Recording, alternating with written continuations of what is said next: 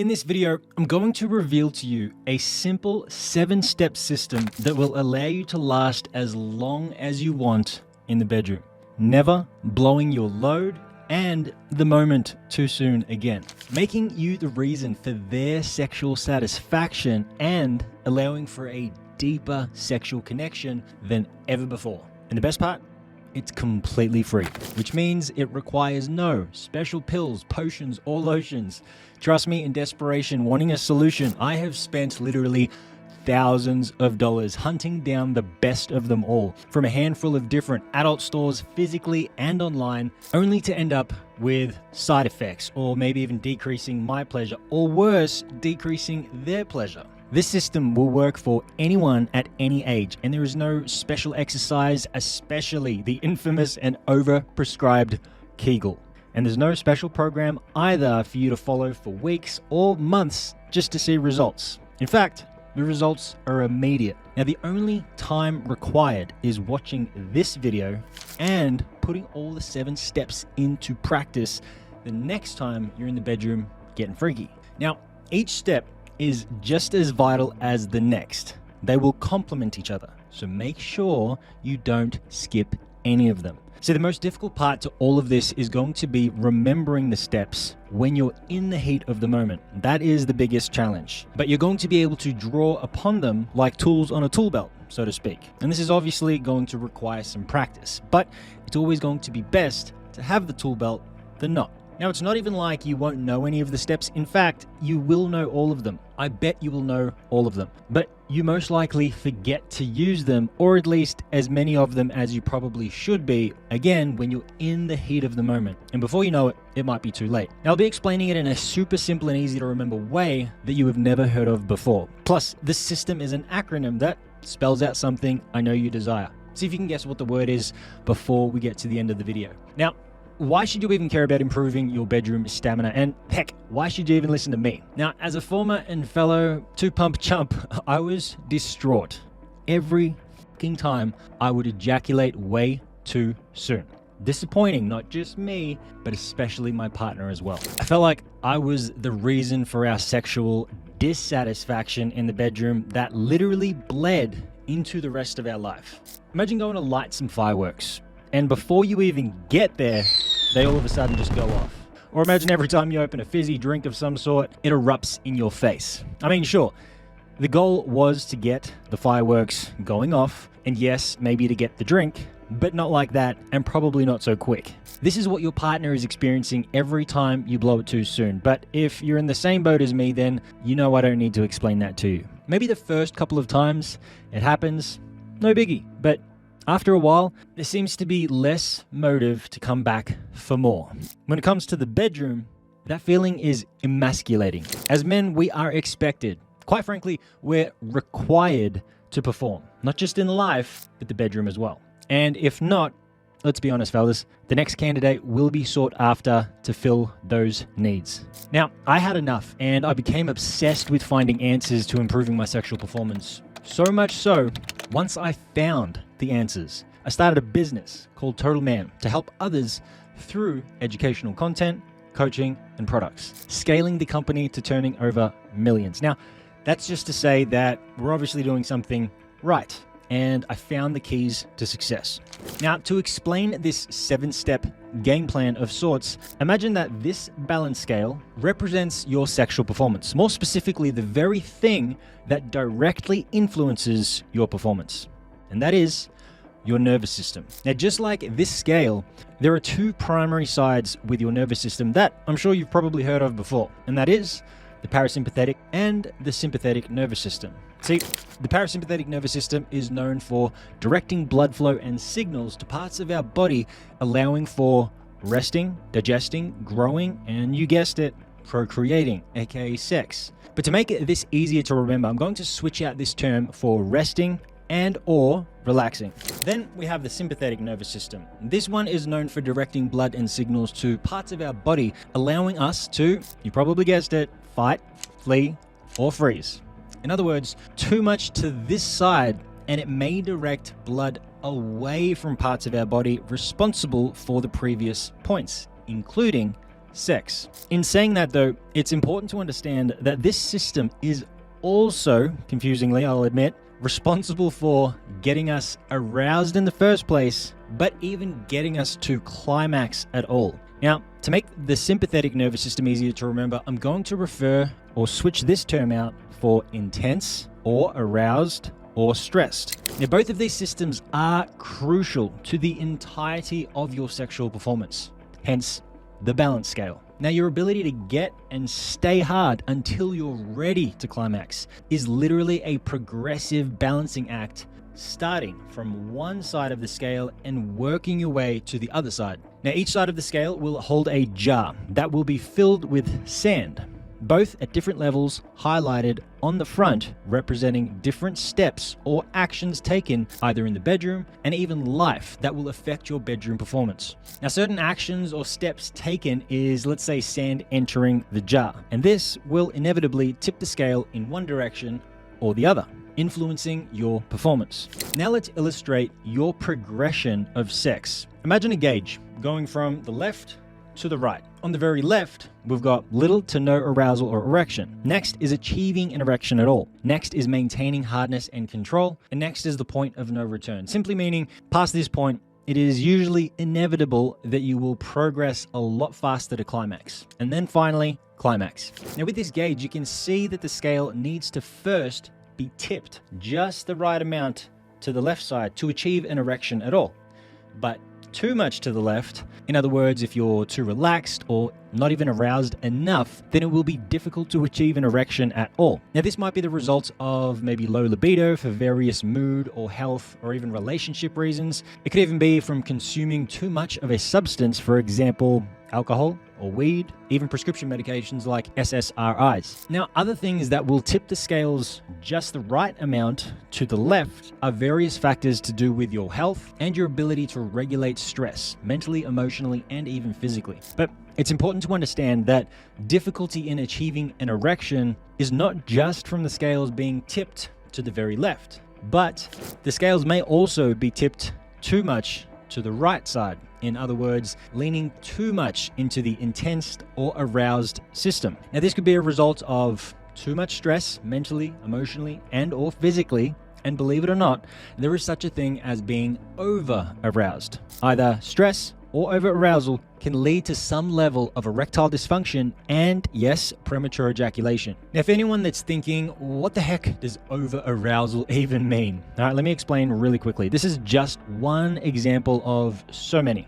Let's say that you think you're a 6 or 7 on the dating market scale, so to speak, and you happen to get or be with someone that is maybe a 9 or a 10 in your eyes. You may think to yourself that you're punching above your weight, which may have you so aroused and excited or maybe even stressed with a higher expectation or standard to perform, tipping the scales further to the right, increasing the chance either not even getting an erection all the way to climaxing way before you'd like to. Now, for most healthy men, there will always be a range of things that will cause your performance and nervous system scale to hover from the left to the right. Now, as a general rule or a consensus for most guys, once they have initiated sex and are receiving maybe some sort of pleasure, you could imagine this like a constant and steady flow of sand flowing into the jar on the right, slowly but surely getting them closer to climaxing. Now, there are also a variety of things that could happen during sex that could propel you to ejaculation. Some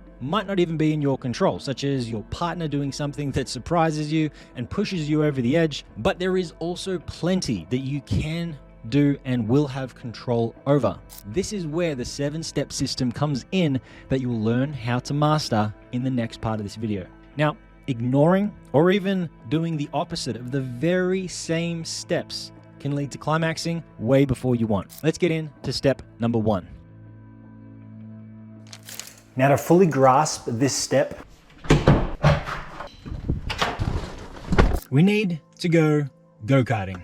What the fuck do you mean go-karting? I thought we were talking about sex. Don't worry, it's just a metaphor. Now, 9.9 out of 10 men, when they think go-karting, I'm sure their testosterone increases, their heads and egos inflate, and they probably think race. Essentially, go, go, go. See, The funny thing is, there seems to be a similar association to having sex, or at least for most guys. Now maybe you've watched pros on porn jackhammer at the speed of light for 20 minutes and think maybe that's what it takes to please someone. But just like go-karting, you need to warm the tires up, otherwise you're going to spin out. Or worse, ruin the experience for someone else, aka climax much too soon.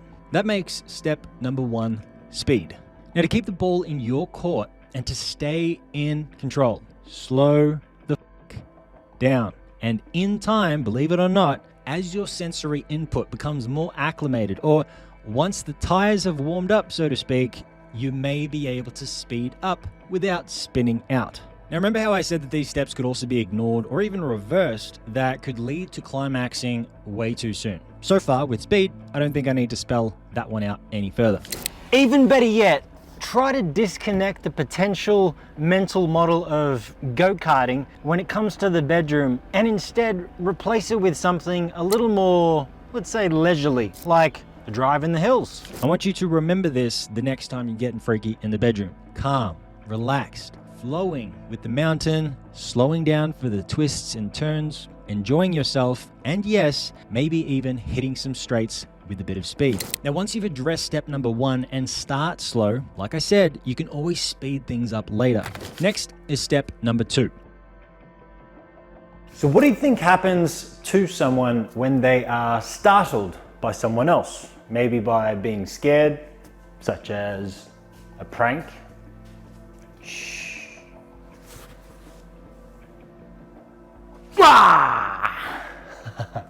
Check out this guy. Look how tensed up he is. Now, believe it or not, this is his body's reflexive reaction in an attempt to try and protect him. Now, in saying that, what nervous system do you think he is operating from right now? If you said sympathetic or the intense or fight, flee, or freeze system, you are correct. Funnily enough, something similar happens during sex. Let me explain. Now, depending on the stimulation and arousal, plus various other factors, including step number 1, speed, the shock and reflexive tension to all aspects of our system, emotionally, mentally, and even physically as a result, could propel you to ejaculation. And that makes step number 2, tension. Now, whether it be emotional, mental, or physical tension, all of it can be seen as energetic tension being built up during sex. The more tension there is, the closer you will be to climax. In fact, the whole mechanism of climaxing is tension building up to a peak and finally tipping over the edge, like a volcano. Now, when it comes to emotional and mental tension, those are quite big topics and will contribute to a significant portion to your sexual stamina. They're so big that I'll have to cover them in another video.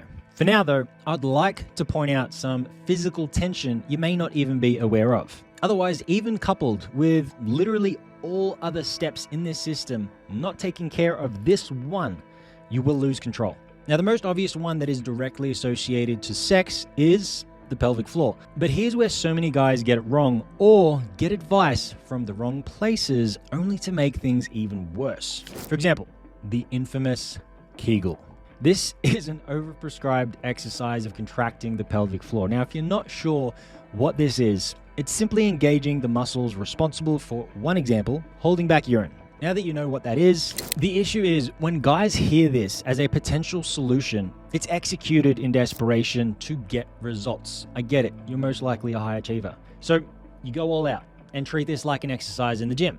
All day and night, contracting this area with the hopes of improvement. Believe it or not, this could lead to an even worse outcome, whether it's some form of erectile dysfunction or even worse, premature ejaculation. See, the thing is, there happens to be a lot of irony with sexual performance. Take sport or lifting performance for an example. To get more results, most of the time, you do need to push yourself harder. Look at all this tension. But increasing performance in the bedroom, well, it's almost the opposite.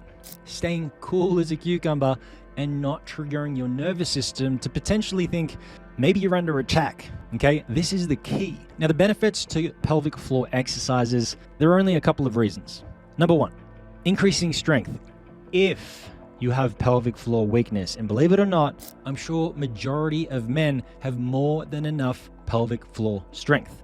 Most, in fact, will have an issue with relaxing, not contracting, okay? That's why it's important to think more along the lines of pelvic floor function and not just strength, okay? Function meaning contracting and relaxing. It's kind of like trying to build your biceps, but only doing the curl portion of the exercise. It's not going to work. Now, this is also a massive misconception for this reason. Many guys think they may lack control with their stamina, but in fact, they may even lack erection quality. I think the misunderstanding stems from, once again, many guys thinking that a stronger pelvic floor equals stronger erections. Now, while contracting the pelvic floor can contribute to feeling a little harder, since it can push extra blood into the main erectile chambers, it is not the primary reason you should be able to achieve a satisfactory level of hardness through blood flow alone. All right, I'm not going to explain the full mechanism in this video. You'll have to watch that one in another. Now, why this is important to understand is because if you rely on contracting your pelvic floor just to stay hard, that is increasing, what do you think? Tension.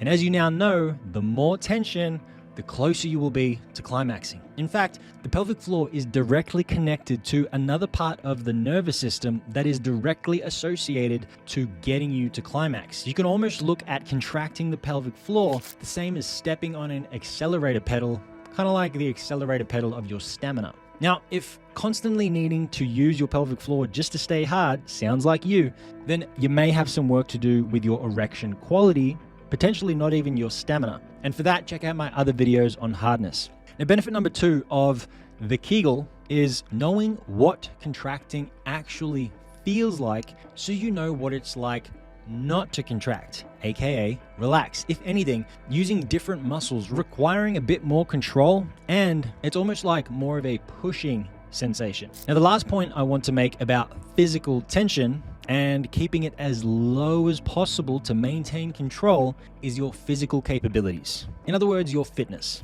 For example, your physical strength and need to be at a certain level, because if you're the one doing most of the work under the sheets, well, this is definitely no free ride. So as your physical exertion goes up, so does, guess what?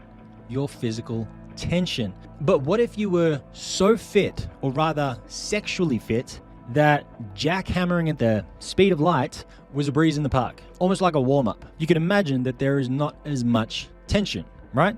And therefore, you will have more control over your nervous system and climax. Now, with a better understanding of tension and how to master it to master your control, this leads us to step number 3. Now, this one is so important that it will make the previous 2 absolutely useless if you don't incorporate it properly. And believe it or not, I didn't actually fully appreciate, understand, or even learn this step because of having sex, and it had nothing to do with the bedroom scene, at least initially. Instead, I learned this step at a time I honestly felt like I was about to die. Now, one morning I woke up at about 3 a.m. I woke up in an absolute panic. Something was seriously wrong. My chest was tight and I was struggling to breathe. It felt like my capacity to inhale any oxygen was down to 20%. Now, an asthma storm apparently swept through the state, but I only learned that the day after. Now, in a panic, I started running around my house violently for an inhaler. This led to me feeling like I needed deeper breaths, using up more oxygen, but each time I did, my chest would spasm, making me cough out the little air that I could barely get in the first place. I literally felt like I was underwater, watching my own oxygen gauge slowly go down with no way to surface. Ironically, just like stress, but a lot more serious, I came to realize so quickly that I need to calm down. But in this scenario, if I didn't, I could literally die. My heart rate was going so fast and my whole body was just so tense. I took a moment and I sat still. I closed my eyes and I thought, if 20% is all I have, then 20% is all I need. While my breaths were ridiculously shallow, they were slow and calm. Eventually my heart rate calmed down and I felt like I could just focus again. I was still worried because I definitely was not out of it. But with that newfound calm and focus, I actually remembered where the closest available inhaler was. It was so late at night, no chemist or pharmacy was open. But what I thought was there was one in my drawer in the gym I used to own and run. I got in my car practically naked just to save time. Now at about 4 a.m., I tried to calmly drive at about 100 kilometers an hour in a 60 zone all the way to my gym. Long story short, everything was fine. But the lesson I learned was not just how vital oxygen is, but how powerful the breath is in such a stressful moment when it feels like you have nothing. Now, I'm sure you can guess which nervous system I was operating from in this previous and quite scary scenario. Now, you could say the last thing that I was thinking about was sex. And the same would be for my nervous system, right? See, your breath is one of the closest and fastest access points to the autonomic nervous system. This makes step number 3 air.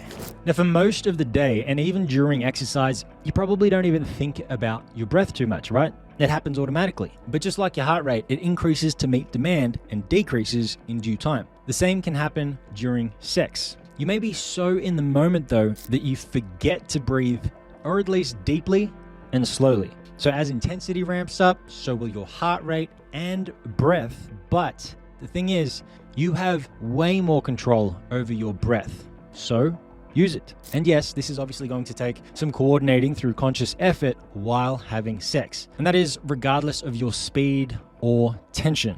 Just like trying to coordinate the tempo of your breath during exercise, the same is going to be with sex. So now we have speed, tension, and air. And that leads us to the next step. Step number 4.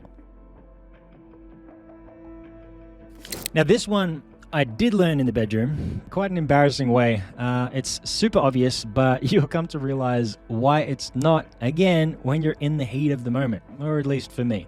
Still embarrassing. What gave it away was my partner eventually pointing out that we always stayed in the one position for the time we were having sex. It's almost like we chose one position and I didn't get out of that. She essentially insinuated, "Hey knucklehead, can we get some variety, please?" I came to realize what was happening. I was so in my head, worried about climaxing too soon. With this laser-like focus in this one position, I wasn't even thinking about changing positions. Once again, and ironically, making things worse, making it more likely I would lose control. So that makes step number 4, move.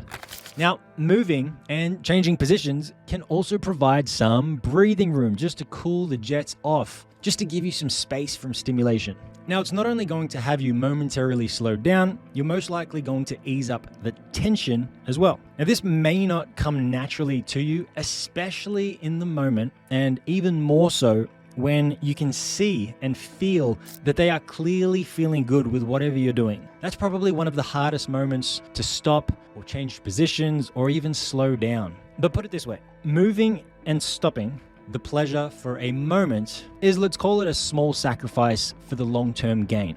Now, moving might include changing positions where maybe you're doing less work or maybe you're doing more work, but instead you choose to receive more, for example, going down on them, just to give yourself that break. Okay, so this is where step number 5 is absolutely crucial, especially after step number 4. Once again, without step number 5, using step number 4 might make things worse. So take this one in. Step number 5. Now, this step requires a bit more thought and memory recall, so you can formulate kind of a game plan of sorts. It is very intentional.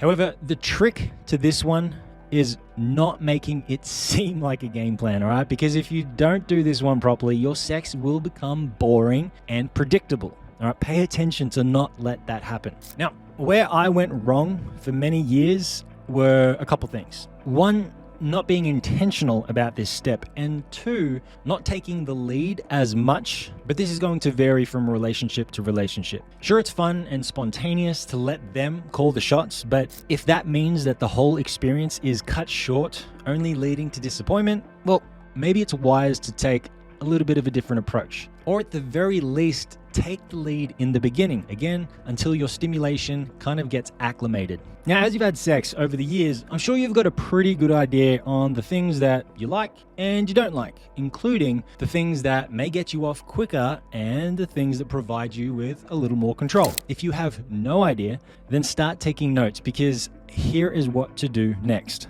Write down as many sex positions and moves as you can that you are familiar with. Also, please don't just think of sex as penetrating positions. Always think of sex as positions and moves, starting from flirting to foreplay to giving and not receiving, all the way to penetrating positions, plus receiving and not giving. With this list, now you can start to grade each one with a level of intensity and stimulation.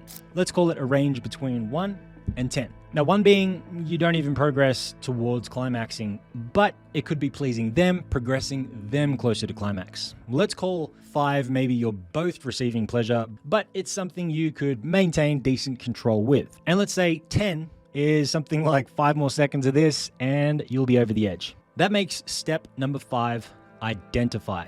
So with this list, you now have a range of moves that you can prioritize and set up. Let's call it a game plan of sorts. Remember, the point is not to stress yourself out. You may even choose to go from 1 to 3 to 6, back down to 2, and so on. The idea is to know which positions will get you off faster and which positions will give you a little more control. And that is your game plan. The extent on how intentional you are with this step is totally up to you. But the idea is not to let sex get boring or predictable, all right? You're always going to need some room as well for spontaneity. Don't be a psycho. So that might mean coming up with a few different sequences just to have in the back of your mind while allowing for literally anything to happen, including maybe your partner chooses to call the shots. That's not in the game plan. You have to also be ready for that. But having a range that you can now reference will give you the best chance at improving your control. Again, even if it means a small sacrifice for the long-term gain, go for it. Also remember, you may only need this rigid game plan at the start to let yourself get more acclimated to the stimulation. And after that, maybe it can just be a free-for-all. Now, coupled with all the previous steps, this may give you all the buffer and the time you need for you to proceed to ramp things up, such as the intensity. Okay, now we're nearing the home stretch. Next is step number 6. The way I learned this one was yet again another embarrassing moment, because my new partner at the time must have been thinking it for a while. It was something I was doing that I didn't even know I was doing, and she eventually let me know in a way that was like, it's super fucking weird. And look, you might even be doing it too and not even know it either. See, it was a habit that started with my first long-term relationship when I was 17. This habit seemed to continue until I was like 26. And even after finding out what I was doing, it still took such a long time to break this habit. So during that first relationship that I had, I would frequently be at my partner's place. She lived with her family. And let's just say the place was cozy with super thin walls. Every time we would have sex, we would need to stay as quiet as possible. Now, being quiet when you need to be, well, it kind of feels sneaky, kind of a little naughty, and potentially it increases the pleasure. But being quiet at age, let's say 26, when you have your own home and no reason to be quiet, that kind of makes you a psycho. But all jokes aside, there is some validity in taking this step very seriously. Step number 6, noise. I want you to imagine you feel a huge emotion. Sex, for example, being nothing short of massive feelings. Literally a rush of everything all at once. Or imagine being super sad, or in a violent rage, or heck, even being super fucking excited. But you can't make a single sound. This, in other words, is called suppression, which can lead to, guess what? Tension. Actually allowing yourself to make noise is doing so many different things and has so many benefits. For example, letting your partner know that you're actually experiencing pleasure, which could in turn get them off faster. Number 2, you won't come across as a psycho. Number 3, this release of tension from your body through expression is honestly therapeutic, decreasing tension and, you guessed it, increasing your control. And believe it or not, utilizing a deeper, vibrating groan while breathing through the nose can even stimulate more release of nitric oxide, increasing blood flow. And I don't think I need to spell that one out. Finally, step number 7. The final touch to improving your... At what letter did you guess what the word was actually going to be? All right, stamina.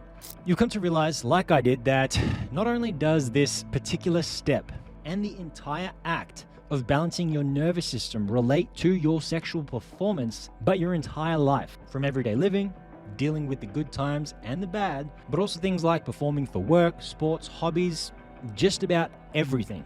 Take wakeboarding, for example. To ride well, I need to be interested and even motivated to ride in the first place. But I also realize that there is a point where I could be too amped up, maybe even a little cocky. As a result, I might be trying to progress through trying a new trick a little too quickly, and in turn, time and time again, I would find myself stacking, falling, and sometimes even hurting myself. Now, the times I would land tricks as if I couldn't even stuff up, everything is fluent. Some would even call it being in flow. I've realized that there is a sweet spot between being motivated to ride, but not getting cocky about it. In other words, it's being relaxed, focused, and every turn and trick is intentional with a formulated approach. Believe it or not, the exact same term used in the bedroom is used in every sport on earth, and that is arousal. Now, between sport and the bedroom, both are using these two nervous systems in a very similar way. Regardless of what you're doing, you need to have awareness of where your level of arousal is if you want to perform at your best. Otherwise, you won't perform. Or worse, stack. And in this case, in the bedroom, well, ruin the moment and ejaculate way too soon. That makes step number 7, arousal awareness. Essentially, knowing where this is means you can choose to take actions to compensate, which could include any of the prior steps in this list: speed, tension, air, move, identify, and noise.